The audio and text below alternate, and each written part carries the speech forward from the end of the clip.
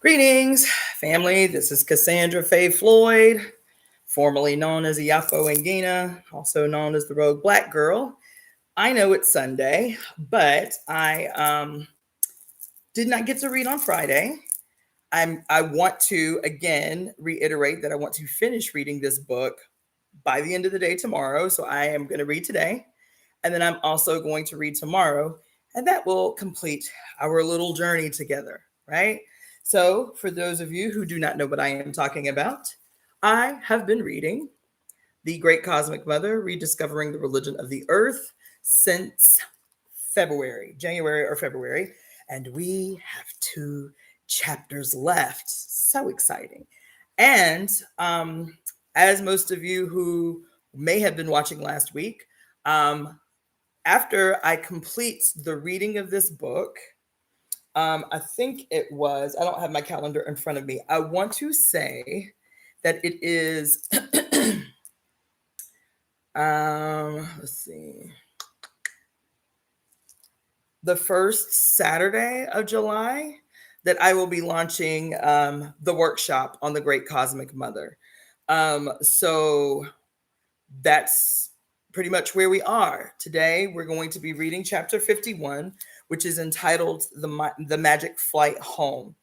After I complete the reading of this book, I will spend about a week going through, probably online in the book clubs. If you are tuning in from YouTube, then you can go into the description and you can see where there is a link to the Facebook group entitled The Great Cosmic Mother Book Club, because there's 2 groups. One is called The Great Cosmic Mother, that is actually facilitated by the author Barbara Moore. And then there's the Great Cosmic Mother Book Club, which is how I'm going to be facilitating at least information exchange around the book club. But the book club itself, I will be facilitating through Zoom workshops. So you want to stay on the fan club on Facebook, on the book club on Facebook, because there I'll be, keeping people up to date. I will be, issuing quotes from the book, and I will be letting people know what date we will be doing the Zoom workshop / book club discussion, which I'm planning right now to be the first and third Saturday of every month until we're done. My plan is to be done in December.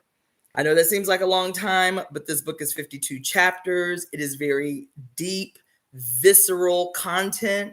And so 2 Saturdays a month, the first and third Saturday of every month until December, is how long I feel like it'll take to facilitate a good, thorough, deep dive analysis into this wonderful piece of literature. And what I have done, because there was so much in the book, especially since this year has started, that I wanted to easily be able to refer to. When this shit first jumped off around this whole Roe versus Wade thing, the whole quote leak, as if that was all accidental, that happened a couple of months ago, I jumped forward to read The Machine, because the chapter on the machine talks a lot about this, this whole concept of being pro-life or pro-choice. And but I was finding it frustrating, because I would know what chapter what I wanted to refer to is in, but I wouldn't know how to quickly get to what I needed to get to. So what I did, and what I will encourage you all to do, if you have the book or you have printed out the PDF that's available for free online, and I will tell you how I did it. That way, for future reference, we can, you guys can keep up. What I did for myself was I took a couple of weeks, and so one of the things that I found when I read this live in 2020, because I did this whole book live on Facebook a couple of years ago, was that, and you guys might be seeing it backwards, but was the fact that the chapters are not numbered. And I read the book as it was, which made it really difficult for people to go back and figure out where I was. So that's why when you look at the description, I will have the chapter numbers in parentheses, title headings, as, to make it whole, like, more easily navigatable if that's a word. Anyway, so what I did first was to number all of the chapters. And you'll see on the inside here, which we'll discuss further, I have these numbers here. Along the outside, I've broken down the book into sections, which would make it so that we have 14 sessions together before completing the book. Okay. So I don't know if that made sense, but if you look at the second page of the table of contents, right, you'll see on the outside, right, I have these little numbered sections. So that's how I'm going to break down the facilitation of the book club, is in sections with numerous chapters, and then we condense, right? Now, the other thing that will be important with that is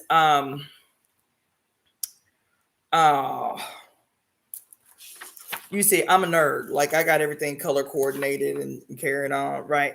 To me, that's just easier. It's such an incredibly amazing book and big book and deep book that was what was going to make it easier. And then the other thing that I did, which I am really going to call on people to do, I find just in the weeks that I did it, it made searching for what I needed and referencing back to certain things so much easier. I was like, damn, I grew up reading the Bible, and that's what makes reading the Bible easy for people and quoting the Bible easy for people. So I went through and I created numbers.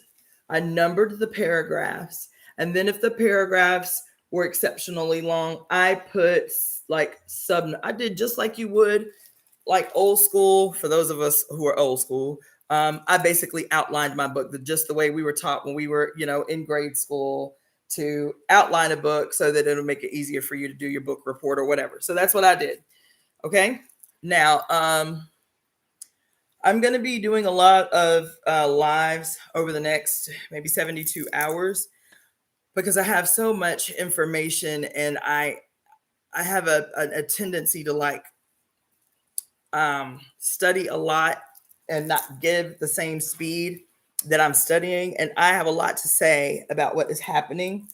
I've been posting a lot of shit on Facebook and on IG about what is happening, what has been happening since the beginning of the year, really.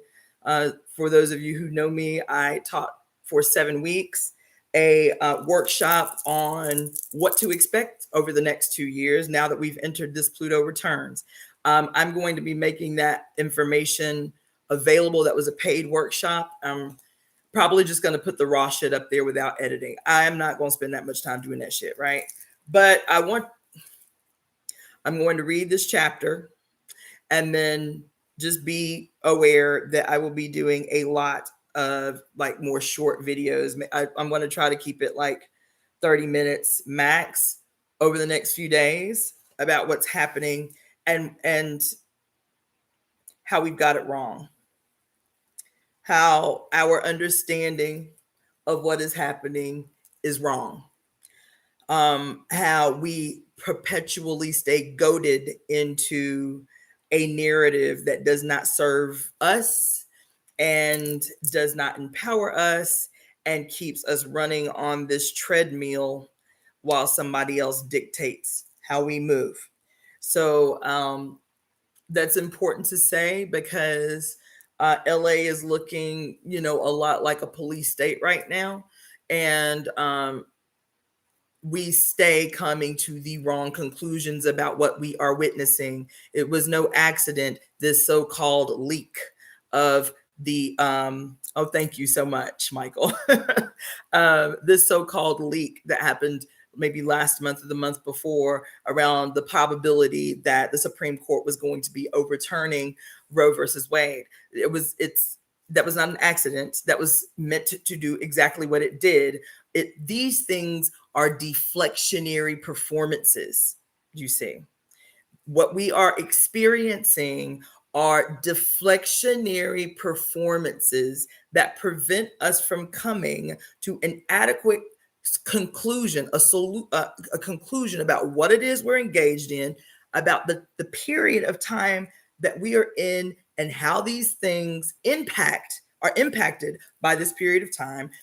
Me I find myself being really, I don't want to say frustrated, but I find myself experiencing a sense of urgency because I have been since before January, but especially since January when I started teaching this workshop on America's First Pluto Returns, what it meant for Black people, what it meant for Indigenous people, what it meant for Mexican people, what it meant for the global population, that the Pluto returns is not just going to impact the United States, that it has the potential to completely transform the entire planet, and not slowly, radically, and rapidly, right?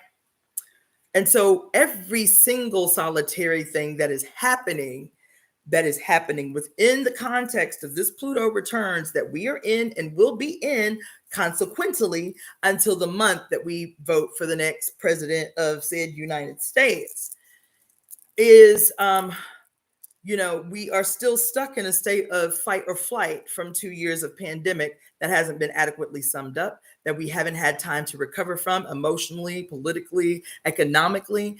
And so we have to be coming to better conclusions. My personal position is that for us to get stuck at base level, for us to be stuck emotionally at how could they overturn Roe versus Wade is problematic. Because honestly, Roe versus Wade is not the issue. The issue is the fact that half the population of this fucking country has never been seen as equal citizens of the country.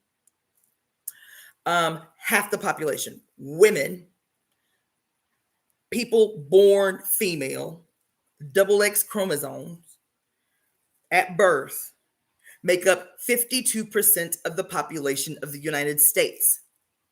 But we are still having to wage contests about shit that should not be. And Roe versus Wade, our ability to have healthy, safe medical care, whatever that looks like on our own terms, is only a part of the picture.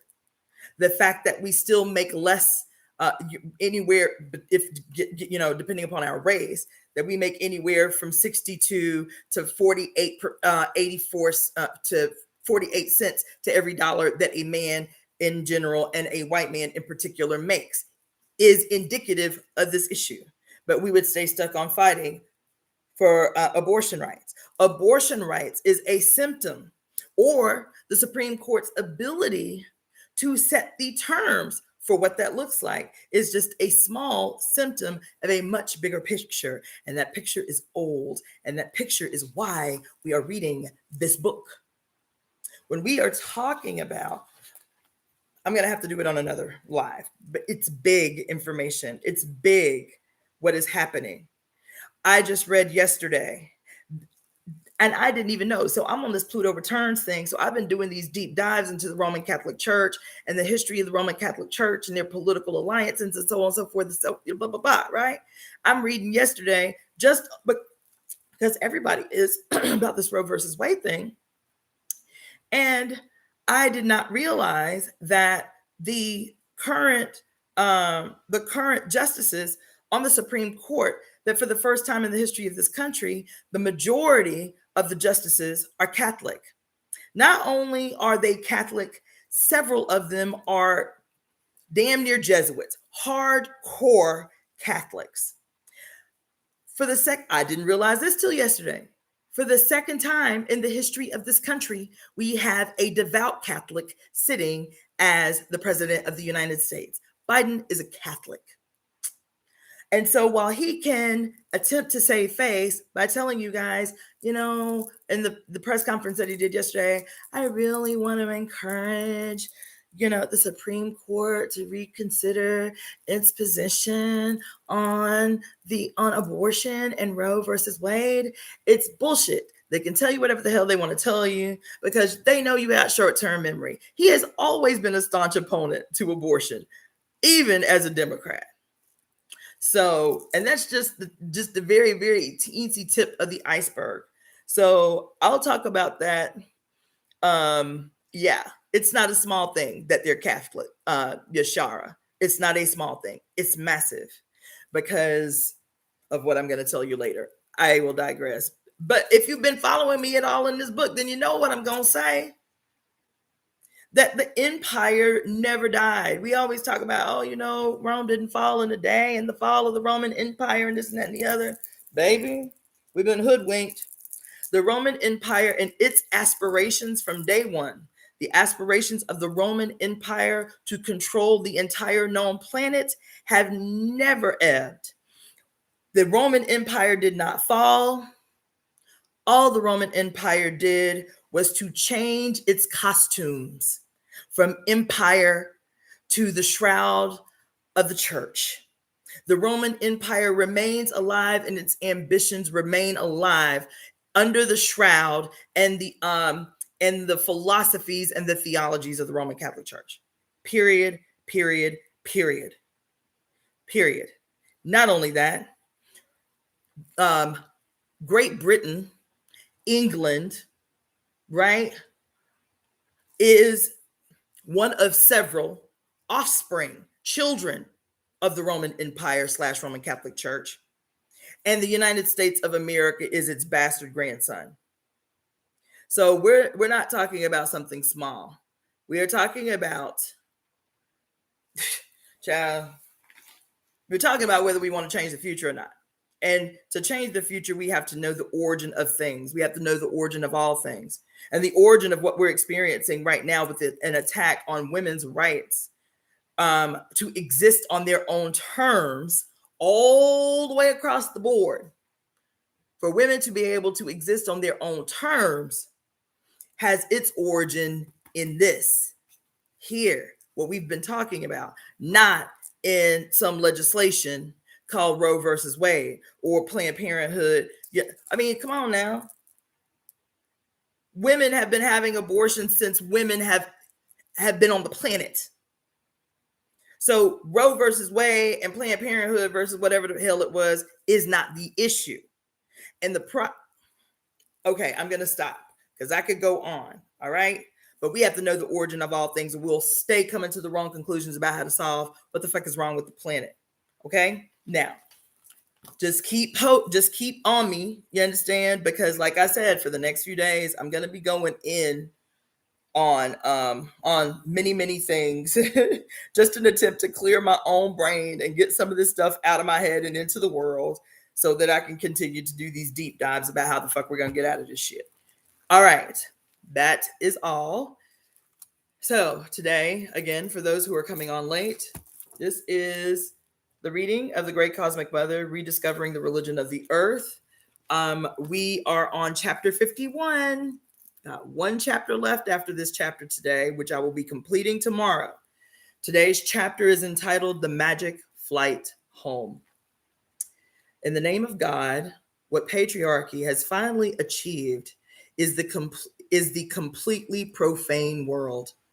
What Western patriarchy has given us in God's name is a world wholly emptied of spirit. The holy, desacralized cosmos is a recent discovery in the history of the human spirit. For the human spirit in the spiritual world existed from the beginning, as consciousness is a property of matter, and evolution is the play of spirit. By abstracting spirit from flesh, by utterly demonizing the physical world and woman at its source, patriarchy has almost destroyed the home of spirit, which is sacred earth and all flesh. In its place, patriarchy has built a sordid wasteland of material objects and products, profit and power systems, and death machines. The inevitable result of 4,000 years of militant life hatred and cynical mercantilism.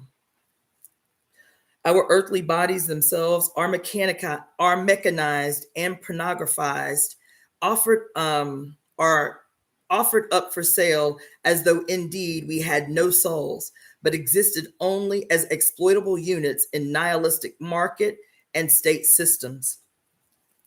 Whether we are women or men, we are all for sale in the modern world, all whores for our own survival.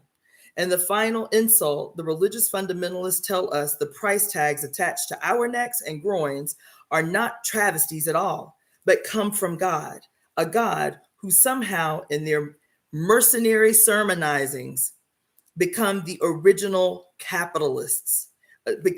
God becomes the original capitalist. And of course, they are right. Their God was the first to control, own, and exploit the human female as productive property, as a head of cattle, i.e., capital. Today, as at its beginnings, patriarchy pretends to teach us about our souls and offers us spiritual salvation. In truth, patriarchy has never done anything but steal and exploit the human soul, just as from its beginning in mass bloodshed, repression, and plunder, it has for 4 millennia robbed and exploited the energies of earth and all her creatures. By setting herself against evolution, i.e., by setting itself against evolution, i.e., against the continuous epiphany of biological consciousness, patriarchy has set itself against life itself. For 4,000 years, it has plundered, pushed, and plotted its way toward the complete construction of a substitute life, an ersatz earth, a la global shopping mall, a man-made mechanical paradise, ignoring, denying, and insulting the cosmic laws of everything growing and alive. It develops mechanoid specializations in every sphere, supposedly for our own benefit. It destroys or overrides integrated living processes to turn out metalloid and plastoid things, deadened things, which correspondingly humanoid things are supposed to spend our eerie lives buying and consuming. But we should know by now that human life engineered as an extension of a mechanoid vision is to the benefit of no one except the owners of the machine. The industries and technologies of both Western capitalism and Soviet statism cannot exist without earth rape, gross pollution of the environment, exterminations of vast numbers of animals and humans, of jungles and forests and grasslands, massive die-outs of terrestrial and oceanic life forms, because systematic destruction is a function of the original patriarchal premise: exploit for power and profit. What can be done under patriarchy to one female body can be done under world patriarchy to the entire body of the earth.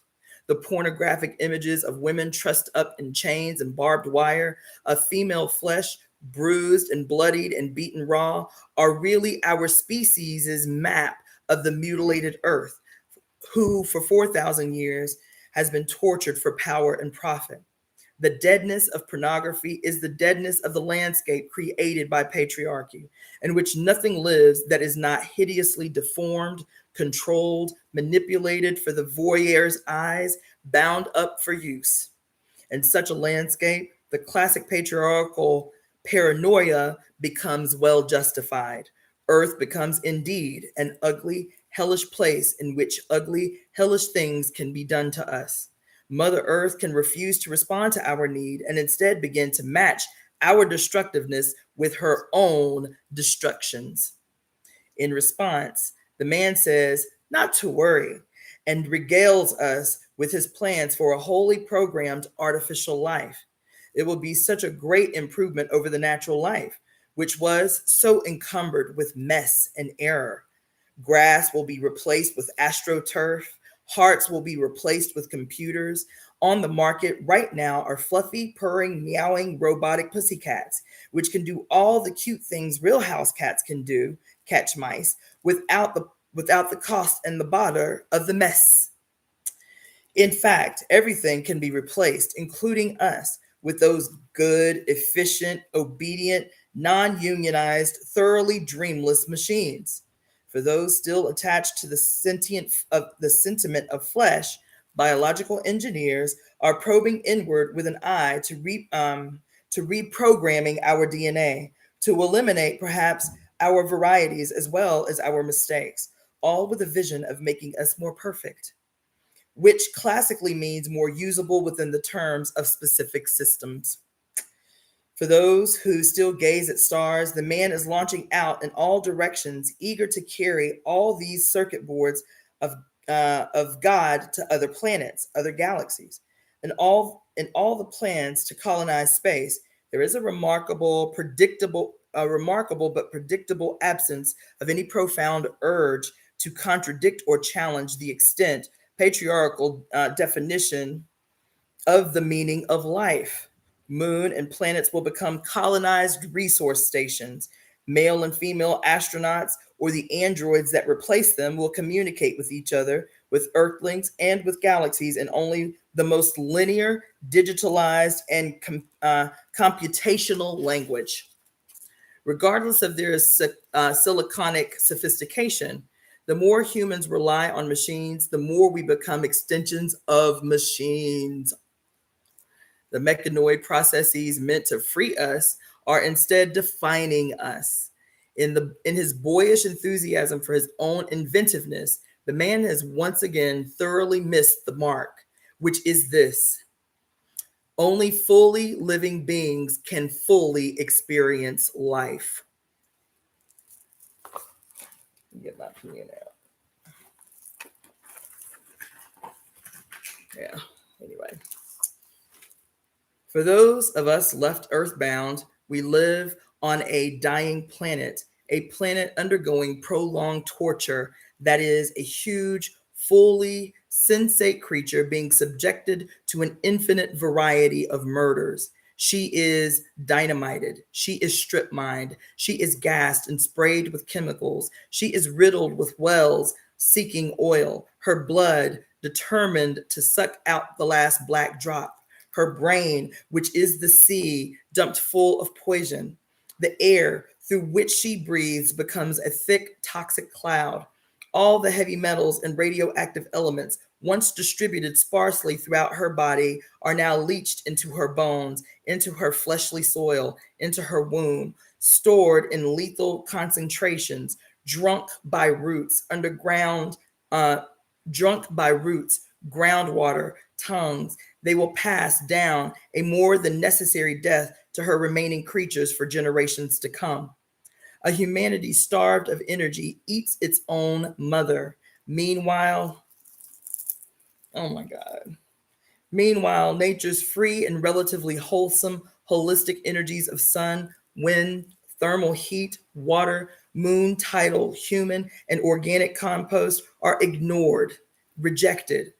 Not that they are non-feasible, but that manhood in the Western world is defined as a large-scale exploitation rather than a local cooperation. Let me get my pen out so I can keep taking notes, child. Sorry, I meant to do this before.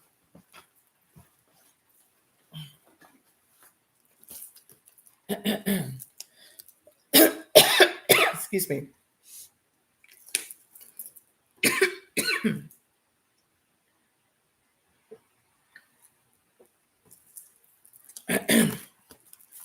The Western world, as we know, is a total junkie, both in its compulsive addiction to consumption and in its foul methods of disposing its waste.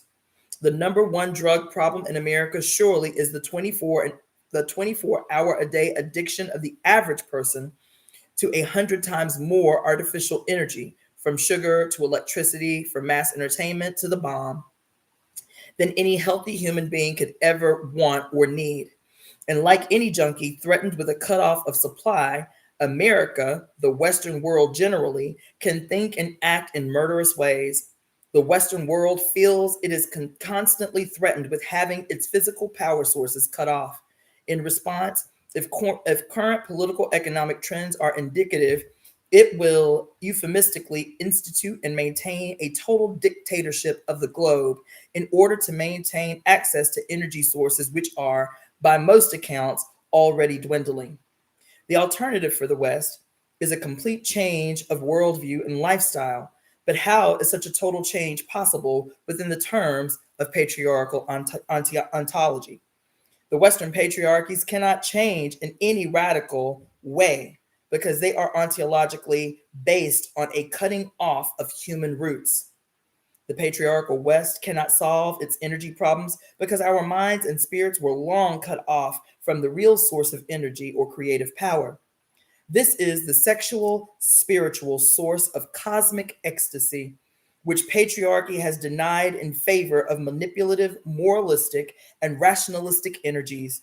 And as moral and rational energies themselves dwindle, within a lingering patriarchal framework, only the most decadent, bizarre, and vicious energies seem to erupt in their place. Oh, these criminal energies do not result from the absence of patriarchy, as the fundamentalist preach. Rather, they are the corrupt residues and grotesque spasms of the dying patriarchy himself. Woo! Oh, my God. Oh, oh my God. Evil is that which prevents the unfolding of the one. Woo! Come on, y'all. Woo! Listen, I'm going to read those last two sentences to you again. Come on. These criminal energies do not result from the absence of patriarchy as fundamentalists preach.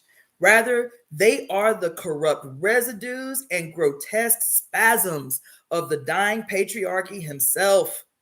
Evil is that which prevents the unfolding of the one. According to this definition, surely all of patriarchal society is evil. Even in its death throes, it attempts to pit us all against each other. Come on. As economic enemies, as political enemies, as racial enemies, as religious enemies, worker against worker, white against dark, man against woman, belief against belief, as patriarchal systems begin and end by instigating competitiveness for survival, i.e., by trying to make communalism, mutual cooperation impossible.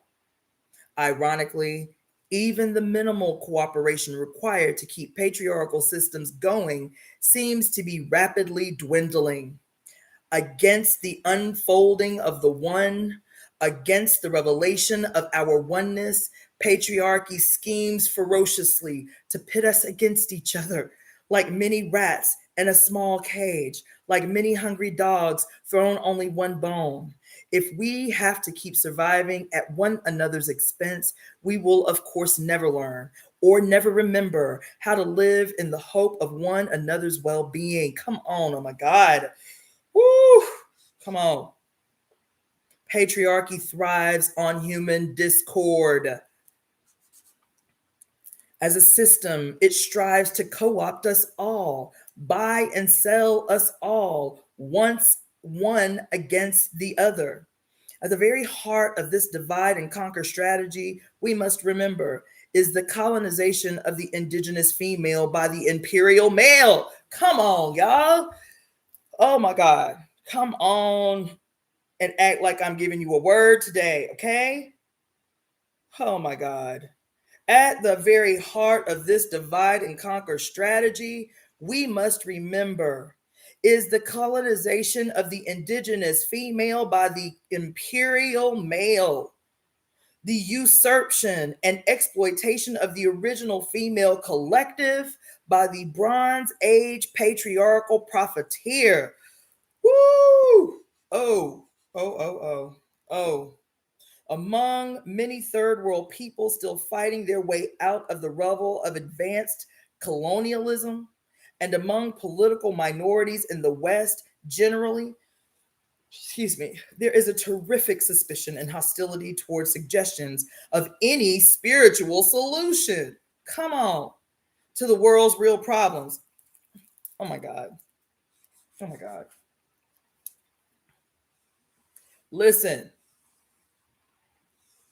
I'm gonna read that whole little sentence to you again because y'all ain't heard the word right now. You understand? Among many third world people still fighting their way out of the rubble of advanced colonialism, and among political minorities in the West generally, there is a terrific suspicion and hostility towards suggestions of any spiritual solution to the world's real problems. This anger and doubt is understandable and thoroughly justified. Frantz Fanon wrote in The Wretched of the Earth, quote, "For centuries, they have stifled almost the whole of humanity in the name of a so-called spiritual experience," end quote. They, of course, refers to the Christian West. The so-called spiritual experience has been that of a dominating European and American male elite with their auxiliary wives and families. Come on. Which has for 3 centuries proceeded to realize its pathological lust for individual power and enrichment at the expense of the rest of the entire world. Western patriarchy has plundered, raped, co-opted, ripped off, brutalized, and massacred lavishly, always in the name of God. God is always available to justify what cannot otherwise be justified. The Holy Bible itself is the first written example of this phenomenon. Western Christians throughout their long, gory history have convinced themselves that the God of the Bible chose them to be spiritual imperialists. They have convinced themselves that this God virtually gave them the entire earth to use, to control, to profit from, and in the final insult, to missionize, to teach spirit to, through a rifle barrel if necessary. It is a kind of dematerialized fairy tale Christians have long and wistfully told themselves, that the living earth is not real anyway. So God gave it to them to abstract into wealth, which is quite real, to abstract into wealth, which is quite real.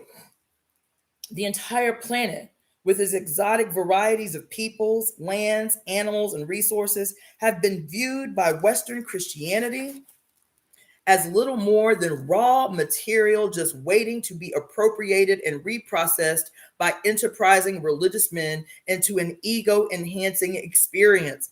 Oh my God. Oh my God. Because clearly,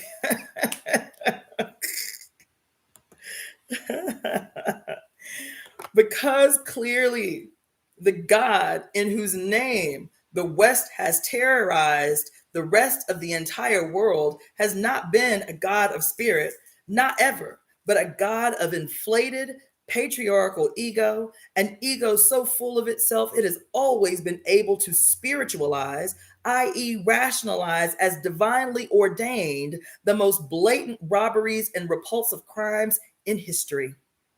The biblically derived capitalist spiritual experience, in particular, has never been an adventure of spirit, but an indulgence of extreme individualism and self-righteousness in pursuit of personal profit, personal profit, and personal enhancement, always at the expense of the whole world. For only ego experiences end up amassing profit, i.e., acts of alienation. Genuine spiritual experience is always communal. Oh my God. Genuine spiritual experience is always communal, i.e., an act of communication. Just as Western biblical spirituality has served to rationalize imperialism, it has simultaneously served to stifle political criticism and activity against imperialism. It has been spiritual to colonize, brutalize, and plunder, but not spiritual to talk about it. Come on. Act like I done gave you a word now. Come on. God damn it. Shit. It has been spiritual to colonize, brutalize, and plunder, but not spiritual to talk about it, i.e., spirituality has long been reified into an upper and middle class euphemistic process in which it is considered not polite to discuss the origins of one's wealth. The origins of wealth, of course, are always very bloody, i.e., not nice. In the name of refined sensibility, aka spirituality, aka abstractness, the pursuit of bloody truth is discouraged. The paradigm for this class evasion, come on, of the blood origins of wealth lies in the patriarchal evasion of the blood origins of life. Come on, God damn it. Oh my God. Woo! Oh my God. Yo, listen. Act like you heard what I just said. Somebody tell me you understood what I just said. Okay? Somebody tell me. Can I get an amen? Can I get a yes? That's the essence of it all. Come on.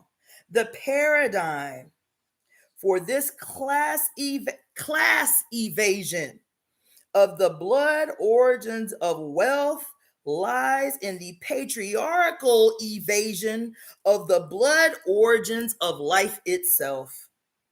Come on. Come on. Patriarchy shamelessly colonizes, exploits, and brutalizes the female body, and then censors open discussion and criticism of this process in the name of decency, polite society, civilized discourse, and the rest. In both cases, the pretense of spirit is used to cover up the fact of blood. Oh my God. Is used to cover up the fact of blood. And so, oh my God. And so, in all those parts of the world that have been ravaged by the Western Christian imperialist experience, spirituality has a well-deserved reputation as the emblem of total hypocrisy. Come on. Come on. Nah. Come on. And so, in all those parts of the world that have been ravaged by Western Christian imperialist experience, spirituality has a well-deserved reputation as the emblem of total hypocrisy. This reputation, now listen, I'm gonna need all y'all to stop what you're doing. If you're watching TV, if you multitask, I need you to stop what you're doing. This book was written in 1987, okay? The Great Cosmic Brother, Rediscovering the Religion of the Earth, for those of you who came into the temple late today, okay? This book was written in 87. I need you to walk with me over this next page, all right? Because this is today. She wrote this book in 1987, but this is today. God damn it. This reputation continues into some new age and counterculture attempts at spirituality. Come on, those of y'all living in California, act like you know what I'm talking about. This reputation continues into some new age and counterculture attempts at spirituality. In particular, oh my God, I'm gonna read this slow because I need y'all to walk with me, damn it. In particular, many activists undergoing political burnout have made a 180-degree turns to immerse themselves in apolitical spiritual pursuits, thus reinforcing the euphemistic patriarchal tradition that spirit is above politics. The left hand shouldn't know what the right hand is doing. Profit 6 days a week and go to church on Sunday, baby. Come on. All being psychological devices to allow people to enjoy the fruits of patriarchal profit systems while avoiding responsibility for their sagwine roots. Y'all did not hear. Y'all couldn't have heard what the hell I just said. God damn it. They all mean don't look too closely at the origins of your wealth, including the wealth of spiritual privilege. For it is true that all spiritual exercise in the Western world is performed on a cushion of wealth. If not one's own personal wealth, than the wealth of one's surrounding culture. And this wealth has been accumulated at the entire world's expense. For Westerners to leave politics and submerge themselves in apolitical or trans-political spiritual disciplines may or may not serve personal needs and goals. On the global level, it is merely a continuance of patriarchal imperialist trick of spiritualizing one's wealth and privilege. Oh my God, come on. Of spiritualizing one's wealth and privilege by not looking too closely at their bloody roots. Moreover, this disappearing trick is a lie. Politics is in and of the world, and nobody leaves the world. Spiritual people leave politics only in the sense that rich people leave poverty, i.e., being able to afford to fly off to some other place where they won't have to look at it too closely. But poverty, like politics, is in and of the contemporary world because most people live in poverty and in politics, not by choice, but by brute force.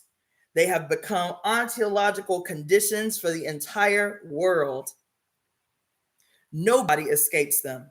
Some people have the illusion of escaping them for more or less prolonged periods of time. Just as during the incessant plagues, wars, and political upheavals of the early Middle Ages, rich people barricaded themselves into well-stocked castles, while hordes of the sick and starving banged and died at their gates. The feudal rich had the illusion that they could survive as islands of life surrounded by a rising sea of suffering and death, baby. But not for long. In most cases, the castles were broken into and the privileged few dragged out to scream and die like everyone else. Just so in a political world, isolated or separatist spiritual solutions are doomed. Faced with the pain and challenge of this realization, many spiritually oriented people opt for the spiritually reactionary explanations of the world's suffering. Whoo, child. I.e., that God makes some people poor so that others can learn something from them, that poverty and pain are karmic situations brought on by one's behavior in past lives, that one chooses one's life absolutely, and that some people choose to suffer, etc. Listen, when I say that this is a charge that she has made, baby, when I say that this is a charge she has made, come on. Come on. We hear it right now in real time, child. She said, just so in a political world, isolated or separatist spiritual solutions are doomed. Faced with the pain and challenge of this realization, many spiritually oriented people opt for the spiritually reactionary explanations of the world's suffering, i.e., that God makes some people poor so that others can learn something from them. That poverty and pain are karmic situations brought on by one's behavior in past lives, that one chooses one's life absolutely, and that some people choose to suffer, etc. All these explanations are spiritual versions of blaming the victim. They derive from patriarchal religious systems, which were purposely designed to rationalize hierarchies, injustice, and the status quo. Here, all patriarchal systems are self-justifying, and the mind dwelling within these systems is capable of monstrous rationalizations in order to keep these tautologies intact. These modes of explaining other people's suffering are in a very real way acts of human sacrifice, Faced with a choice or a challenge to our religious mindset, we are willing to sacrifice living human beings and their problems and their pain in order to keep our worldviews intact. Oh my God. Listen. Oh my God. This is the period that we are in, man.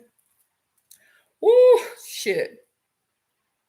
Oh my God. We are not uncomfortable yet. We are not uncomfortable yet.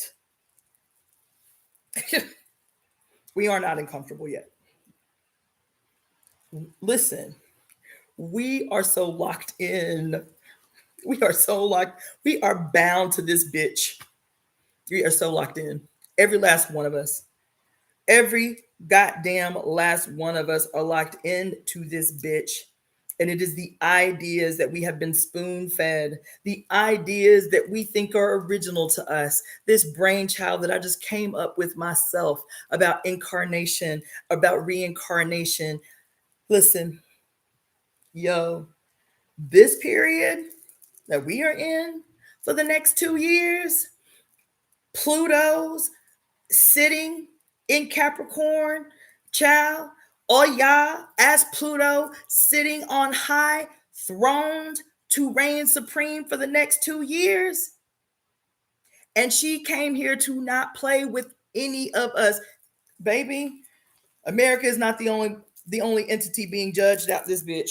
Every single solitary one of us, the discomfort that I am talking about, that we all have to go through, baby, is I've been saying it over and over again. What do we need to let go of? And I'm not talking about in some gentle way. What do we listen? What tumors do we have in our whole self, our consciousness, in our spirit, in our soul, and in our goddamn flesh? Do we have to uproot and cast into the flames of the past, into the flames of the past? So much of what we have accepted as truth has us locked in, has us married to a fucking monster. Has us married to a monster, baby. Oh my God, y'all, listen. All of these explanations are spiritual versions of blaming the victim. They derive from patriarchal religious systems, which were purposely designed to rationalize hierarchies, injustice, and the status quo. All political systems are self-justifying, and the mind dwelling within, that's us, that's our mind, the mind dwelling within these systems is capable of monstrous rationalizations in order to keep them, in order to keep these tautologies intact. These modes of explaining other people's suffering are, in a very real way, acts of human sacrifice. Faced with a choice or a challenge to our religious mindset, we are willing to sacrifice living human beings, their problems, and their pain in order to keep our worldviews intact. We are literally sacrificing people to our gods. The core of this patriarchal ontology, which separates spirit from matter and proceeds to deny the reality of life in the name of some abstract God or some life-explaining ontological system. All spiritually oriented people are prone to this trap, and it is a trap we must beware. When our desire and capacity to see the world as a sacred gestalt becomes, on another level, a monstrous justification of what must not be justified. God damn it. Oh my God. When fundamentalists and some evangelicals claim that the hydrogen bomb comes from God and that global annihilation via World War III will be a fulfillment of prophecy of the revelation, a fulfillment not to be avoided at all costs, but to be yearned for, in fact, as the prophesied rapture, Most spiritual people are appalled, but many of these same people will turn about and accept without, come on, oh my God. Listen, when fundamentalists and some evangelicals claim that the hydrogen bomb comes from God and that global annihilation via World War III will be a fulfillment of Revelation, a fulfillment not to be avoided at all costs, but to be yearned for, in fact, as the prophesied rapture, most spiritual people are appalled. But many of these same people will turn about and accept without critique Krishna's justification of war in the Bhagavad Gita, where the God tells Arjuna to ride into battle and slay all his relatives without remorse or hesitation, because, after all, they are all illusions anyway, and already dead and have never been born, merely the spinnings of Maya. One myth is prettier to us, i.e., more exotic than the other. But in truth, what is the real difference between one patriarchal rationalization of hell over the other?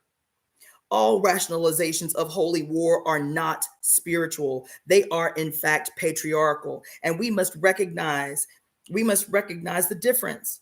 By the same token, all spiritual rationalizations of continuous poverty, injustice, and suffering are not spiritual at all, but are in fact patriarchal political justifications of the status quo. And we must know the difference.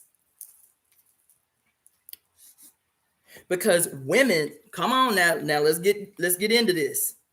Because women's spirituality in the Western world has been, or has often seemed to be, a cultural luxury of mostly white middle class women. It too has been accused, quite justly, of lacking a political consciousness.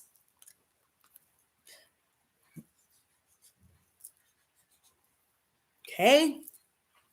Or at least of lacking political reference. On another level, many lesbian and even hetero feminists who are into the goddess have opted for cultural political separatism. They have left politics and political solutions, that is, by blaming the world's problems on men, and then refusing to have anything more to do with the man's world, i.e., let him clean up his own mess. The glaring contradiction with this separatist solution is that the man's world is still filled with a majority population of women and children. It is women and children doing most of the suffering out there, and to turn one's back on the man's world is to turn one's back on them. A genuine understanding of the goddess would not allow us to do this. A true ontological experience of the Great Mother and of the complete physical as well as spiritual bonding together of all life on earth would not allow us to turn our backs on the man's world. For we are in and of that world right now, and its suffering is an extension of us, as we are an extension of it. In a true reliving of the world's first religion, we can make no distinctions between the life of the spirit and the life of the flesh, for they are one. Okay? And so we can make no separation between spirituality and politics. Whew. Listen. Oh my God, yo. Lord, this is the coup d'etat I'm trying to tell you, all right? For one, having cut her teeth in an aspiritual, damn near atheist, Afrocentric, African internationalist, hardcore Black nationalist veteran organization. This is the soapbox to then flip and become a devotee of E5, which is completely and totally politically ambivalent. At least in the circles I ran in. Call me a liar. I don't fucking care. A disdain for organization, a disdain to use, quote, the magic the magic and the mysteries of our ancestors to rally on behalf of the world of the suffering? Ciao, bye. And so we make no separation between spirituality and politics. We are this world and we cannot leave it. We can only work to transform it as we transform ourselves in acts of evolution and revolution. The genius of Michael Foucault surely was that he showed us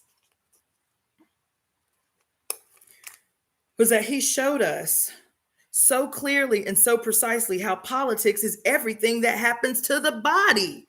Come on, y'all. Man, come on, act like y'all hear me. I'm on this bitch by myself. Y'all left. Y'all walked out. Anyway, whatever. Listen, politics is everything that happens to the body. And on earth, mind and spirit are definitively embodied. The notion that mind and spirit can be abstracted from the body is a patriarchal lie. And a continuance of this lie is the notion that we can indulge in a spirituality that is above politics, that somehow floats above the agony of this present earth like a little blissed out cloud. The spirit is within a body. It is the conscious experience of process within that body, and the spirit evolves or is obstructed in its evolution. Oh my God, listen. The spirit is within a body. It is the conscious experience of process within that body, and the spirit evolves or it is obstructed in its evolution, depending upon the body's experience of its material environment. It is patriarchy that devalues and disconnects the body from the spirit in order to make the body's energy accessible for exploitation. A feminist spirituality must begin with the fact of being alive as a biological body on a living and conscious biological planet. This is the human ontological condition. This is the condition of all human evolution and all creative human activity. Those who embrace spirituality as an escape from politics, as a transcendence of political exigencies, simply do not understand what feminist spirituality means at its root. The joining of the conscious body and the conscious spirit in the ongoing epiphany of experienced evolution. Whatever represses or deforms the body's experience of itself also represses and deforms the spirit's self-experience. God damn it.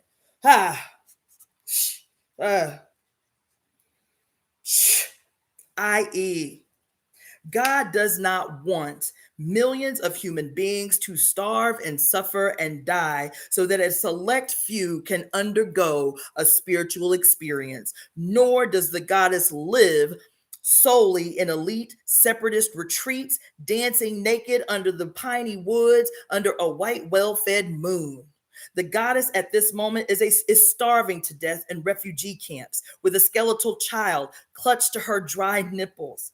The goddess at this moment is undergoing routine strip and search squats in American prisons. The goddess is on welfare, raising her children in a ghetto next to a freeway interchange that fills their blood cells and neurons with lead. The goddess is an 8-year-old girl being used for sexual thrills of visiting businessmen in a Brazilian brothel. The goddess is patrolling with a rifle slung over her shoulder, trying to save a revolution in Nicaragua. The goddess is Winnie Mandela in South Africa saying, "Don't push me," i.e., the goddess is the world. The goddess is in the world, and nobody can escape the world. We know this, but we have forgotten it.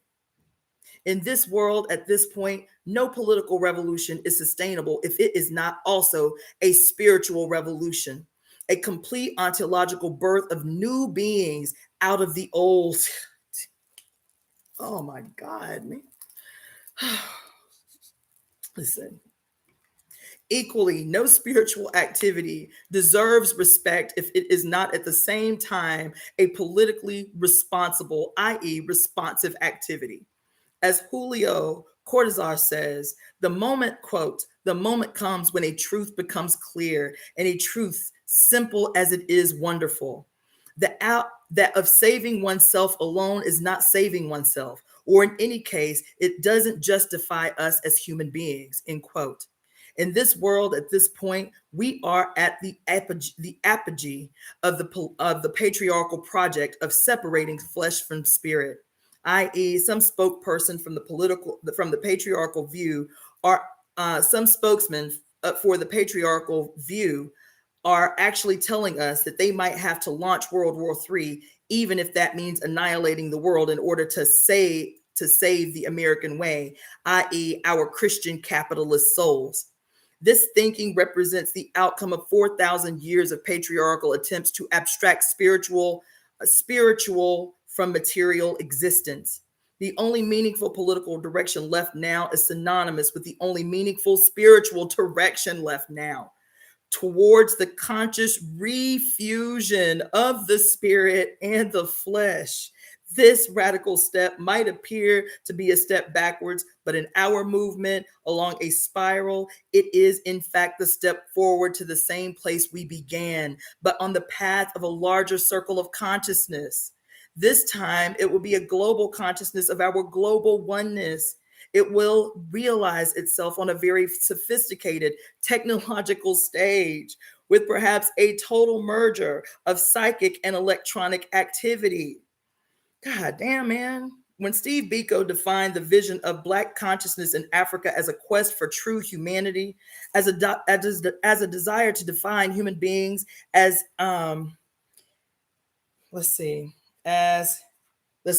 human beings as ends in ourselves, not as a means for technological development, not as mere units or functions of this economic system or that political system, not as an extension of a broom or pushable buttons on machines, but as the determination of the Black to rise and attain the envisioned self.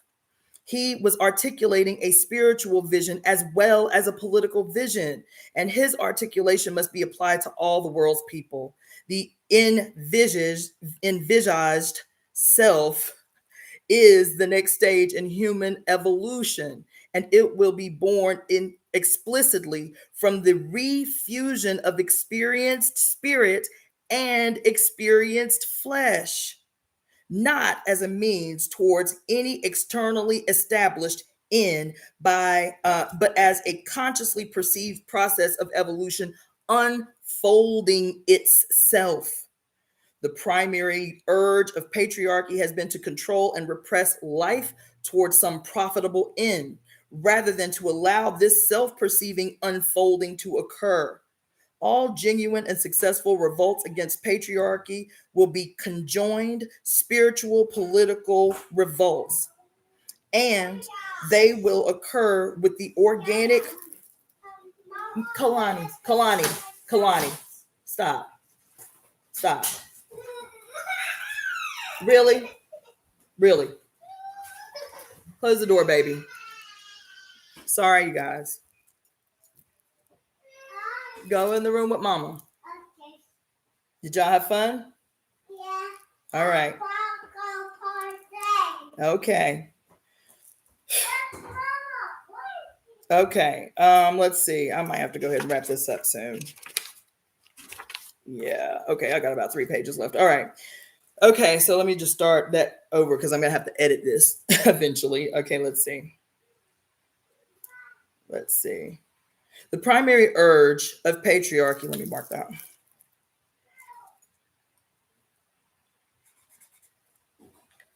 The primary urge of patriarchy has been to control and repress life towards some profitable end, rather than to allow this self-perceiving unfolding to occur. All genuine and successful revolts against patriarchy will be conjoined spiritual political revolts, and they will occur with the organic inevitability of unfolding evolution. This is why the great political revolutionaries who end up being killed, assassinated for one ostensible reason or another, are inevitably the people who most appeal to the spirit. They are the vanguard of the inevitable refusion of the spiritual and material worlds. And even though they sometimes do not realize this themselves, i.e., Martin Luther King was a Christian, Che Guevara was a Marxist, Malcolm X was a Muslim, their presences, their beings vibrate with this ontologically matriarchal refusion. For it is only within the goddess that sexual flesh and cosmic and conscious cosmic spirit can re-become one. Steve Biko was murdered by the South African Security Police in 1977. As the future rapidly unfolds, there will undoubtedly appear more and more female martyrs of the conjoined flesh and spirit until the entire world understands that this is the next inevitable evolutionary step that we all must take. Oh my God. Oh my God. God, man. The fundamentalists have confused us and have attracted many confused people with their commercial revival of the old, mechanistic, moralistic God. They have successfully integrated their literalist, biblical God with the resurgent neoconservative economics and politics, quite brazenly offering the patriarchal cause of so many world problems as the reborn solution. While people all over the world, especially young people, are risking and giving their lives to fight for the envisioned self, a true humanity. The American fundamentalist preachers and politicians are trying very hard to make humanism a dirty word. This is the result of their Bronze Age religious heritage in which everyday fleshly earthly reality had to be demonized in order to make spirit the property of an elite few. Also, perhaps the humanism they see in their own mirrors is not worthy of much respect. The secular humanist liberals have also contributed to the problem, striving to maintain the constitutional separation of church and state. They have in past decades constructed program after program, government funded housing, food, commodities, food stamps, job training and retraining programs, etc., in which the minimal needs of the body are met, along with a massive disregard for the human spirit. Liberal programs failed because of their built-in spiritual deadness. Like many Marxist and socialist, American liberals fell into the trap of confusing spirituality with religion. Because we have all been trained by 4,000 years of patriarchal dichotomizing to believe that being spiritual is qualitatively different from being human, we refuse to see the spirit at work in so many third world humanist political movements.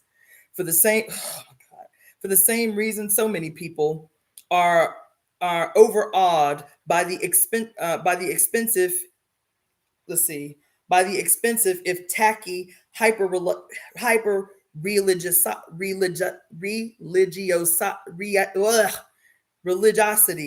of the modern television preachers or salesmen of God, the soaring glassy churches, the golden Bibles, the patriarchally positive teeth and perfect hairdos, choirs of shimmeringly otherworldly polyester. This definitely isn't real life, so it must be spiritual.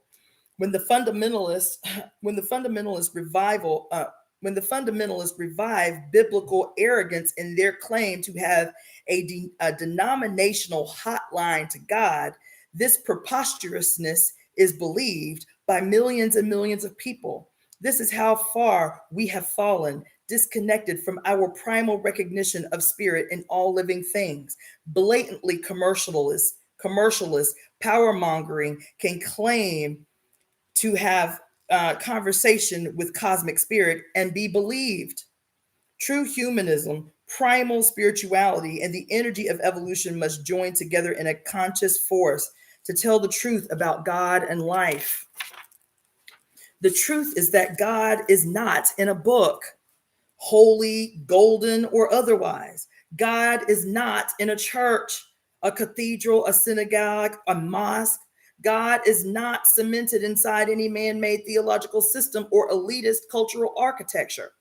God is definitely not bursting neck veins of righteously profitable baloney at you from the TV screen.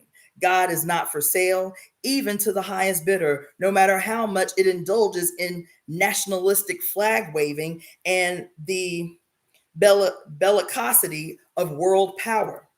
God is the universe. We are all now living inside the body of God. There is nowhere to go but there. We are already here. There is nowhere to go to get outside of God. There is just a forgetting of this truth. It is impossible not to be living right now and always within God's body. It is only possible to be aware or unaware of this fact. Religions that try to block or repudiate our awareness of this cosmic fact must themselves be repudiated.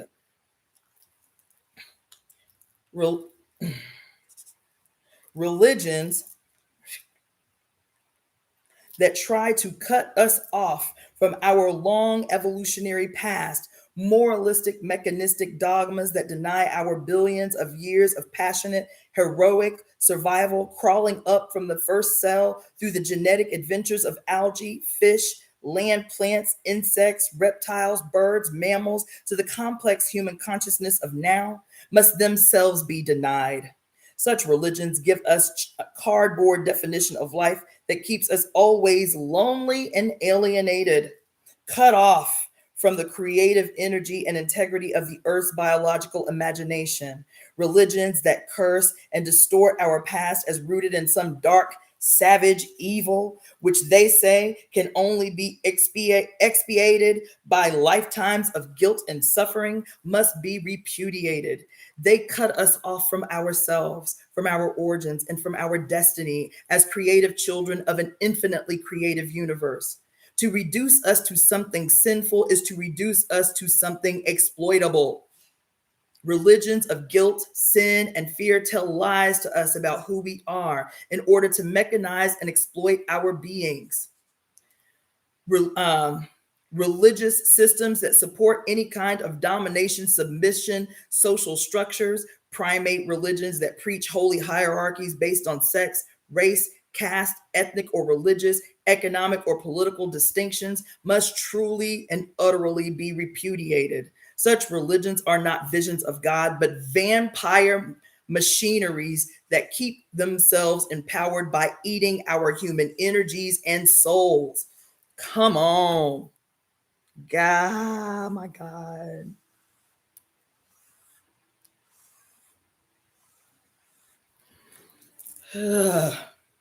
By reinforcing primate mechanisms on our unique human species, they obstruct and deform our evolution. They are counter-evolutionary. All religions that attempt to explain human suffering, injustice, hunger, poverty as manifestations of God's will must totally be repudiated. Such religions do not speak for God. They merely reiterate patriarchal rationalizations for the status quo. Such rationalizations are always self-serving for the people in power, and therefore lies told to the rest of us. Biology makes mistakes. It does not lie. Come on. Biology makes mistakes, but it does not lie. We need a new global spirituality, an organic spirituality that belongs innately to all of us as the children of earth, a genuine spirituality that utterly refutes the moralistic, manipulative patriarchal systems, the mechanistic religions that seek to divide us, that control and oppress us by successfully dividing us. We need a spirituality that acknowledges our earthly roots as evolutionary and sexual beings, just as we need an ontology that acknowledges Earth as a conscious and spiritual being. We need this organic, global spirituality because we are ready to evolve as a globally conscious species. We are at the point where we must evolve or die. In a chilling book published in 1972 called The 20th Century Book of the Dead, Gil Elliott compiled statistics of all the ways we know how to die. In the 20th century alone, according to Elliott, there have been 110 million man-made deaths, including 62 million by various forms of privation, death camps, slave labor, forced marches, imprisonment. 46 million from guns and bombs, and 2 million from chemicals. We are living in a world that practices the politics of death, and these numbers are 15 years old. Add all the wars, political murders, man-made famines since 1972. It is patriarchy that practices the politics of death. Included in these figures should be the actual deaths, perhaps also the living deaths of all those millions of women forced by patriarchal religious systems into continuous breeding of continuous raw material for all this continuous murder and dying. Act like you heard what I just said. It is, let's see, it is patriarchy that practices the politics of death. Included in these figures should be the actual deaths, perhaps the living deaths of all of those millions of women forced by patriarchal religious systems into continuous breeding of continuous raw material for all this continuous murder and dying. Add also the vast numbers of us who will die before this century is over because of patriarchal economic systems, chemical and radiation pollution of our food, water, and air, the deaths that are in us now, perhaps the deaths that are in our children. Add finally the deaths of an entire species if we do not learn before the end of the 20th century to evolve out of the politics of death and into the politics of living. The political art of living, the spiritual art of being alive. For from now on in, genuine global spiritual awareness will be the vanguard of all successful human revolution. Political revolutions that do not follow an organic terrestrial cosmic spiritual vision will end up in more patriarchal death. Religious revivals based on obsolete patriarchal ontologies will only end in massive political deaths, the obscenities of holy war. We are really in a trap. We must evolve or die. Clearly, patriarchal systems will be the mode of our death. What could be the mode of our evolution? Paul Virilio speaks in Pure War about chronopolitics and the distribution of time. Politics is no longer in space, in geospace, but in time. No longer geopolitics, but chronopolitics. Organization, prohibitions, interruptions, and orders, powers, structurings, subjections are now in the realm of temporality. And that's where resistance should be. If we fight in space instead of it fighting in time, we will not find the enemy because the enemy does not exist in space, but in time. 4,000 years ago, we are in time, 4,000 years ago. We are about to destroy each other and the world because of profound mistakes made in Bronze Age patriarchal ontology. Mistakes about the nature of being, about the nature of human being in the world. Evolution itself is a time process, seemingly a relentlessly linear unfolding. But biology also dreams, and in its dreams and waking visions, it outleaps time as well as space. It experiences prevision, clairvoyance, telepathy, and synchronicity. Thus, we have what has been called a magical capacity built into our genes. It is built into the physical universe. Synchronicity is a quantum phenomenon. The tachyon is consciousness, which can move faster than light. So, built into our biological, physical selves, evolving linearly through time and space, is an authentically magical capacity to move spirally, synchronously, and multisensorily, simultaneously, back and forth, up and down, in and out through all time and space. Ma'am, stay right here. She will be right back. Take a seat. In and out through all time and space. Let me go back to that whole sentence. Built into our biological, physical. Built into our biological, physical selves, evolving linearly through time and space, is an authentically magical capacity to move spirally, synchronously, multisensorily, simultaneously back and forth, up and down, in and out, through all time and space. And our DNA is a genetic memory going back through all time to the first cell and beyond, back through space to the Big Bang, the cosmic egg, and before that. To evolve, then, to save ourselves from species extinction, we can activate our genetic capacity for magic. Come on. Oh my God. We can go back in time to our pre patriarchal consciousness of human oneness with the earth. This memory is in our genes. We have lived it, it is ours. This we know. The earth does not belong to man, man belongs to earth. This we know. All things are connected, like the blood which unites one family. All things are connected. Whatever befalls the earth befalls the sons of earth. Man did not weave the web of life, he is merely a strand in it.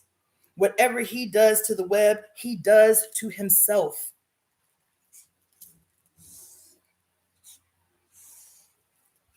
These were the words of Chief Seattle in 1852, but they are not Indian words alone. They are not Indian words alone of one century or another. They are an articulation of all human memory. They are our global memory as we all recede backward through the Christian era, through the Bronze Age, through the Neolithic, through the Stone Age, consciousness of Cro-Magnon and Neanderthal, through the primates, mammals, birds, reptiles, starfish, and algae, to the first cell. Mom, take me to my friend. Sit and be quiet until I am done. Do you understand me? Don't do that again. You know better. Let's see. They are our global memory as we all recede backward through the Christian era, through the Bronze Age, through the Neolithic, through the Stone Age consciousness of Cro-Magnon and Neanderthal, through the primates, mammals, birds, reptiles, starfish, algae, to the first cell. By going back to our clear knowledge that the earth does not belong to us, but rather we belong to the earth, as the cosmos does not belong to us, but we belong in the cosmos, we can also leap forward to that time when we know with equal clarity that we all belong together, belong equally with one another on the earth, which is our mother and our home, within a universe that is eternally God's body and our home.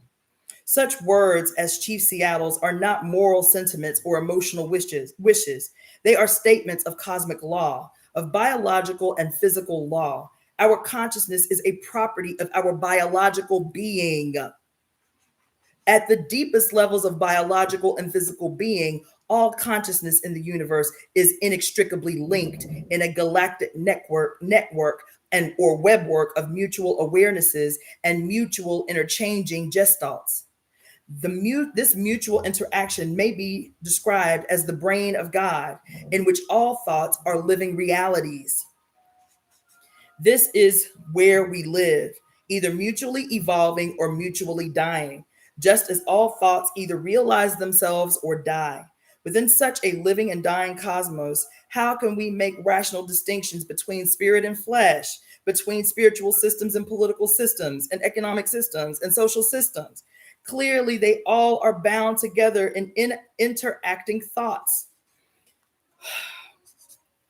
And therefore, such words as Chief Seattle's are also sentiments of political, social, and economic law. They tell us that within such a cosmically attenuated webwork of mutually interacting and intersensing thoughts, profit can never be a good word, nor can individualism in pursuit of profit be a wholesome or sane activity. Profit is always at the expense of the whole world. The isolated individual does not exist. Personal profit is an illusion of imbalance, and all rebalancing involves massive repercussions. The Western biblical capitalist world's individualistic denial of the interconnected webwork of all existence could never make that webwork non-existent. It has only made its global reality increasingly painful. We are all locked in together, interlocked in mind, body, and soul together. The tremor of pain of one will eventually touch all and become all. The degree of pain being experienced in the world today is very close to the point of global implosion. If we do not blow each other up with explosions of mutual fear and hatred, we will collapse inward in an implosion of mutually inflicted isolation and pain. As we are all connected together, there is nowhere else we can go. Whatever we do, the repercussions of our present situation will be global. The earth is implicably round. We can change our thoughts, however. Evolution begins in the brain of any creature who experiences a need to evolve. Species can make, I'm almost done, species can make quantum leaps of change when a threshold number of them experience the need to change. Geneticists can speak of random mutation, but in fact, gene mutations are reflections or reflexes of perceived needs within a species. Within a species, biology can make mistakes, but not because it is unconscious. Biology is profoundly conscious and profoundly responsive to thought and perceived need. As a species, we must as a species, we must attain that threshold number of conscious beings who, oh my God, of conscious beings who perceive totally our need to evolve quickly and the optimal direction of that evolution. To do this, we must experience the spiritual as well as physical oneness of our species. Patriarchal, religious, economic, and political systems are based upon the systematic inculcation of our human and irreparable differences of sex, of color, of caste and class, of religion and nation and geographical region. Oh my God. The constant exacerbation of these differences, patriarchy thrives on such exacerbation, prevents us from attaining that common consciousness we need as a species in order to bring about our own evolution, our survival that is via evolution. We must remember the chemical connections between ourselves and the stars, between the beginning and now. We must remember and reactivate the primal consciousness of oneness between all living things. We must return to that time in our genetic memory, in our dreams, when we were one species born to live together on earth as her magic children. These are things human beings have known for most of our time on earth. For at least 500,000 years of human time, we have known them. For about 5 billion years of earth time, we have known them. For a good 13 billion years of galactic time, we have known them. And no doubt longer than that. Set against this long galactic, terrestrial, and human time of knowing our oneness, the past 4,000 years of patriarchy's institutional and doctrinal denial of our oneness, once we see it for what it was, will appear a mere aberration, just a brief forgetting. That is the end of chapter 51. I, again, apologize for the interruptions. Comes with the territory. I don't know how long it'll be before I edit that stuff out, but whatever. Those of you who are tuning in on Facebook, you can revisit the reading of chapter 51, which is entitled The Magic Flight Home, on my YouTube channel by just going into YouTube and looking for Cassandra-Floyd. The next and last chapter of the book, you guys, I will be reading tomorrow. It's so exciting. 52 chapters. We made it to the end. The Great Cosmic Mother, Rediscovering the Religion of the Earth. The last chapter we will be reading is called Respell the World. Respell the World. We'll be reading that tomorrow at 2 p.m. Pacific Standard Time. And so you can either go onto my YouTube channel. I'll be posting like links to the live tomorrow on Facebook, Twitter, Instagram. If you have any questions, you can go to my YouTube page and look in the description of any of the posts. you will see the Facebook link to the Great Cosmic Mother Book Club group. And then there I will be updating you on the start of the workshop that we're going to be doing. So tomorrow's going to be my last reading. And I will not be doing YouTubes anymore on the Great Cosmic Mother. We will be doing classes through Zoom in workshop fashion based on the book. So you don't have any excuse. If you're interested, all you have to do is download the free PDF, the Great Cosmic Mother PDF. Google it. It's the first thing that comes up. So you can follow along through that. You can buy the book, which is what I encourage you to do. Buy the book. And also you have me having spent the last 4 months, almost 5 months, reading the book live on YouTube. So you can just go back and listen to the chapters to get ready for the discussion that we'll have in each workshop. Again, as I said in the beginning, those workshops will be facilitated, book club / workshops will be facilitated the first and third Saturday of every month until December. Okay. So with that being said, I want to thank you all for joining me. Thank you all for your comments and your input. Abasi, Yashara, and all the others, Michael and Frank and Efun and Aisha and Robin and Dot Singh, everybody that tuned in, everybody that walked with me the long haul.